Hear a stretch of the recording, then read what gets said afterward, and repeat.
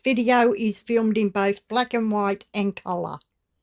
I thought in this video, rather than take you on a tour of the Flinders, as I've done that in 2 videos already, I will give you my take on the Flinders.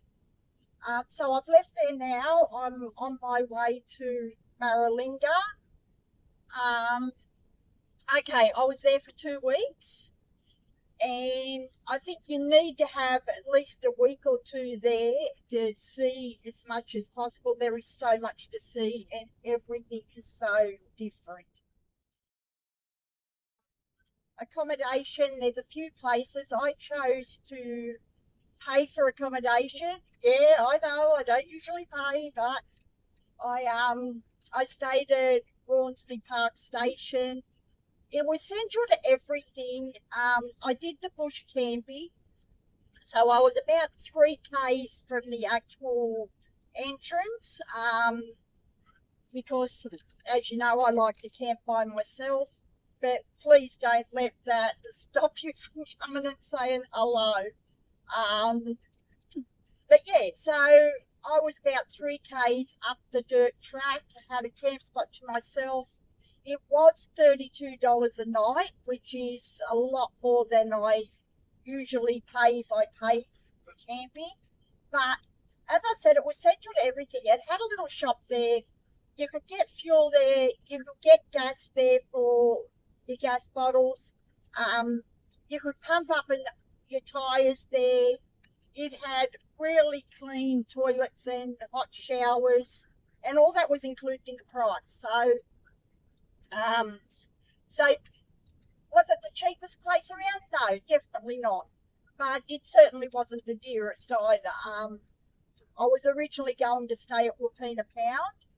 When I rang them, they told me the price was $62.50 for the week. I questioned them on that. They said, yep, that's definitely the price.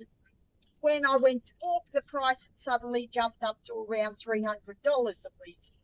So I thought, that's just ridiculous. And they admitted to price gouging. When I said to them about the price I'd been given, they turned around and said, yeah, well, this is the price now, but you're best to book now because as it gets more busy and more people book, we just up the price further. So if that's not price gouging, I don't know what is. Anyway, so I give that a miss. I was told about Rawnsley Park Station from Leah at Fantastic Oz, so I thought I'll give that a go. Great decision. I overlooked Whoopeen a Pound. There were walks to do in the station itself. It was central to everything. So that's where I stayed for my 2 weeks. The lookouts. Every time you see a lookout sign, slow down and go and have a look because they all are different. Every lookout shows different parts of the Flinders, and I just can't believe how different every area is. So every lookout is well worth going and seeing. I would recommend though, decide where you're parking, going to camp first, and drop your van, slide on, camper, whatever you've got off, because some of the lookouts are quite steep, and some of them you can't take caravans up. There's signs to say so. So you're best to just set up first and then jump in your car or vehicle and head off. Can you take a motorhome? Yeah, because you're not actually towing anything in a motorhome. So yeah, just take it slow, drive to conditions, you'll be fine. Places I visited, I did the Arkaroo Rock. That was a really good walk. It killed me the first 100 to 200 metres up the hill. It was like a goat track. I was huffing and puffing, but once you get past that, it's not a bad walk. It's a loop, so you don't come back the same way. So if you want to take pictures, best to do it as you're going because you don't come back that way. And I missed a lot of spectacular pictures because of that. But I'll be back. I did the Whoopeen a Pound walk. I enjoyed that. It went up to the homestead and up to the lookout over Wolfina Pound. I only got to the first lookout because it was really scary, I gotta say. Like, I have a fear of heights, and being on the side of a freaking hill with nothing to hold on to, walking up these rocks. I got to the first one. There was not a chance in hell that I was going up to that second lookout, which was another half a kilometre up these rocks. But they tell me the view is better from up there. Well, Peter Pound itself, I found underwhelming, to be quite honest. I was expecting this big volcanic like crater, even though I know it's not a volcano. But that's what the pictures look like, and it just does not look like that. So it's just bushland. But I did it. I saw. So the walk itself was a good walk. It's worth it. A bit scary, but I made it. So I'm happy with myself. I went and had a look at the Casno tree. Um, yeah, it's stunning. Like when you see it against the backdrop, it's absolutely stunning. But a lot of people just go and see the tree and then leave. They don't realise there's a whole walk. And if you do the walk, there are other trees where you can walk inside them. Absolutely amazing. Like I was stoked I found the path and did the walk because there was so much more to see than just the tree in that area. I also did Abelina Homestead, and after seeing the homestead, I took a walk up past the rocks because I thought, oh, there's a fence here, but it's going the opposite direction to the homestead. So I took a walk up, walked through the creek bed, and there's another building up there that's in really good nick. But most people don't see it because the sign is pointing the other way to the other homesteads. So just another little tip, when you're in an area, take a look around because there's usually more to see than the little bit that you're shown. Hang on, I'll just move this visor and hopefully block out some of that sun.